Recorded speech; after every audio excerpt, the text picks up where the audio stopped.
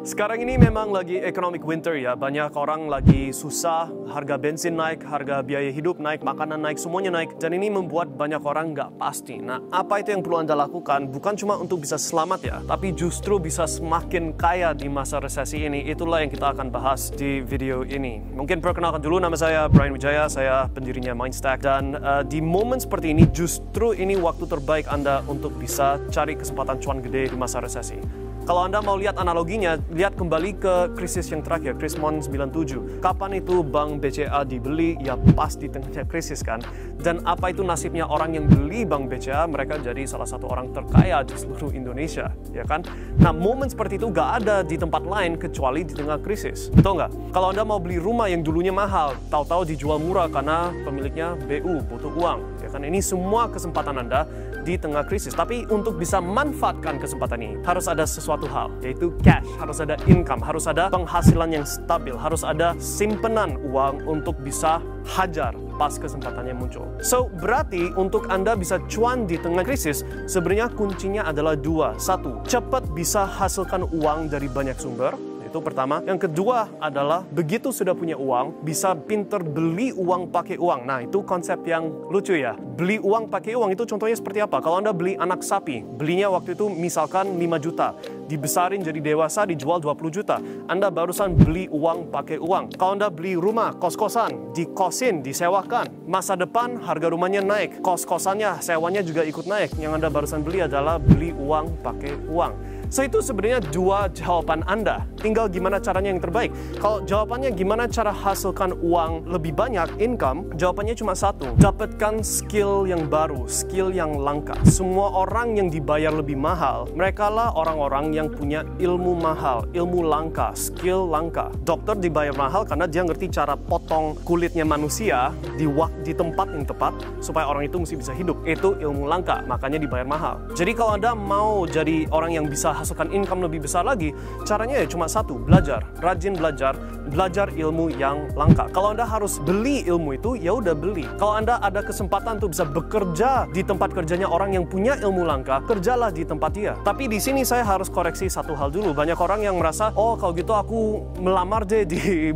perusahaannya siapa itu yang kelihatannya bisa ajarkan saya. Nah, itu memang pola pikiran yang optimistik, tapi kenyataannya orang yang sudah kaya pasti ada banyak orang yang lamar kan untuk dia. Nah, caranya Anda bisa ikut masuk adalah Anda harus mikirkan apa itu nilai Anda untuk orang yang kaya ini. Karena kalau Anda orang yang nggak punya skill, nggak punya pengalaman, nggak punya apa-apa, terus bilang aku mau kerja gratis buat perusahaan Anda, yaitu nggak benar-benar berikan value kepada orang yang sukses ini, yang Anda mau ikut nyontek. So, di tahap awal, ya sekolahlah, ya belajarlah, ikut kursus dari orang yang sudah punya apa itu yang Anda mau. Upgrade skill Anda, upgrade pengalaman Anda, dan mulai upgrade dari situ.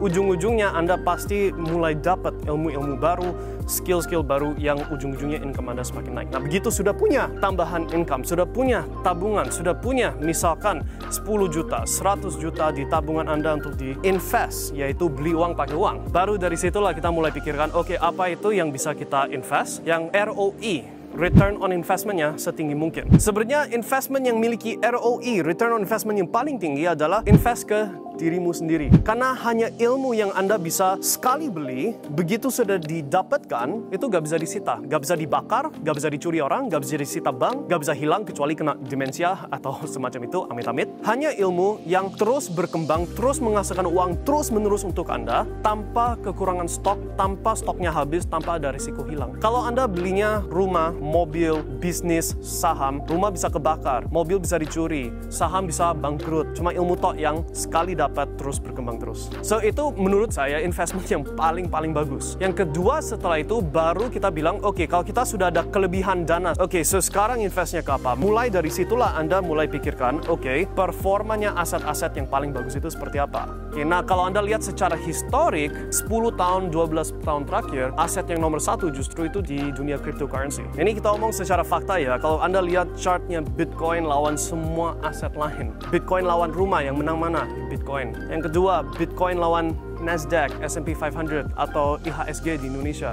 Yang menang mesti Bitcoin. Bitcoin lawan emas, mesti Bitcoin yang menang. Bitcoin lawan crude oil mesti Bitcoin yang menang. Jadi di antara semua aset memang 12 tahun terakhir ini, aset nomor 1 adalah Bitcoin dan cryptocurrency. Itulah kenapa kita masuk ke dunia cryptocurrency, masuk ke dunia crypto mining supaya bisa gandakan jumlah Bitcoin, yaitu aset yang secara historis performanya paling tinggi di antara yang lain. Terus kita tanya, apa itu performanya Bitcoin di saat ada hyperinflation atau inflasi di seluruh dunia? Kita sudah buat video itu di salah satu video sebelumnya kita yang Anda bisa nonton. Oke, so itulah dua business plan utama kita untuk hadapi resesi, untuk hadapi krisis. Adalah yang nomor 1 adalah naikin income Anda dengan nambah skill, nambah systems, nambah pengetahuan baru.